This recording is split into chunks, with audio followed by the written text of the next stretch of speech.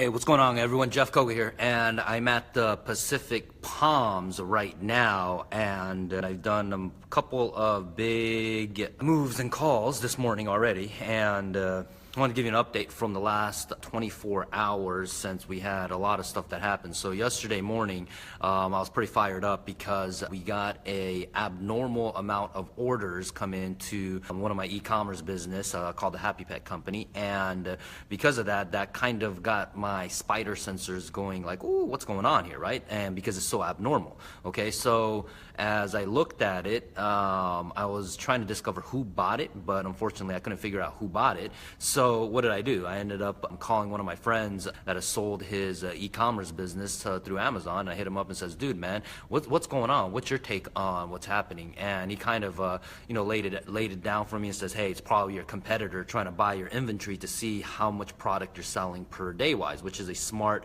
move on their part, right? So I can't knock it. So I was a little bit upset, but I used a little hack that he told me, figured out who it was, and throughout the day I was, what was crossing my mind is like, what am I gonna do? Am I gonna hit this person up, right? Why? Is because I found their cell phone number using like Wayback Machine on the internet, and doing some deep Google search to come to find out it's the #1 competitor in my marketplace, and she bought it. Now clearly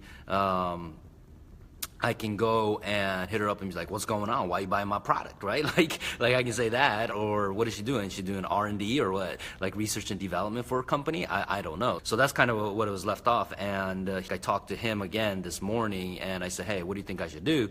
And he's kind of a dark dude, but he's really smart. So he's always on the side of offense. So he told me to document the whole thing. So just in case if something happens, you can smear their name later on. That's what he said. And he did a little bit of research on them. He's just like, no, like whoever doing their back end stuff, they got some pretty smart internet guys, because he was just saying that they're probably getting a crap loads of sale using Reddit, right? Which I didn't even know, right? So he sends me the link and I pull it up, and there's a definitely article on Reddit that you can clearly tell, and if you've been in the game long enough, you can tell when something is social engineered. So you can tell that it was definitely social engineered to create traffic. And if you look at like similar websites and stuff like that, you can see how much traffic that person is getting, and you can tell that literally like 60%, 70% of all organic traffic is coming from Reddit as a referral traffic through there. So they're probably making loads of freaking sales. So one, I did figure that out, okay, based on my friend's help. So we can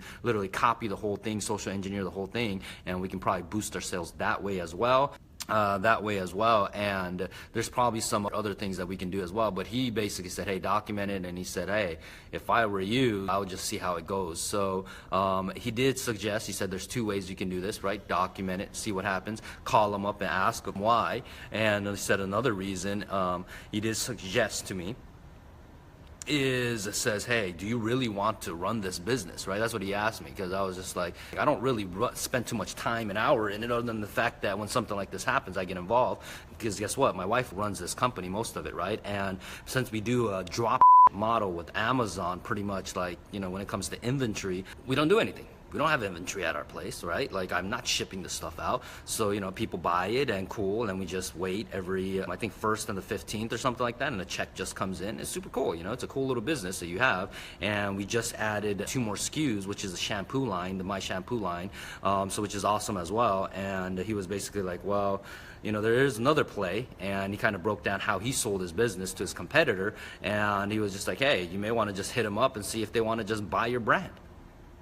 So I was just like, I didn't even think about that. So I'm kind of debating if I should have that conversation or not. So I will see. I'm going to possibly do that route. I haven't decided yet. So when I figure that out, I'll definitely do that, because I think that's more of an offense play, right? And clearly she is playing offense too. So I may actually hit him up and be like, hey, let me go see if I can get cashed out on this, and then roll it and parlay into the software business I have, right? So which is a much bigger, and I have a much superior knowledge in that space, right? Like this business, yes, competencies laterally I'm leveraging in sense of online marketing, internet lead generation and stuff like that, but it's not my core competency because one is I don't have a dog since I passed away.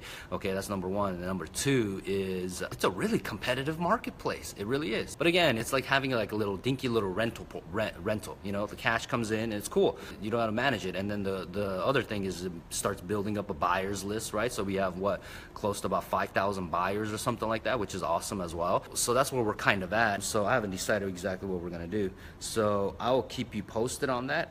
But I wanted to give you kind of that update as I'm sitting here. I'm waiting for the event to start. I have a couple more phone calls I have to make and get it rocking and rolling. So speaking of which, here's a quick hot tip for anyone that's watching this, right? Is if you're at a conference or if you're ever at an event, right? The biggest value you're typically going to get from an event, okay, is the networking. Okay, I cannot stress that enough. You get the biggest value that you get is from networking.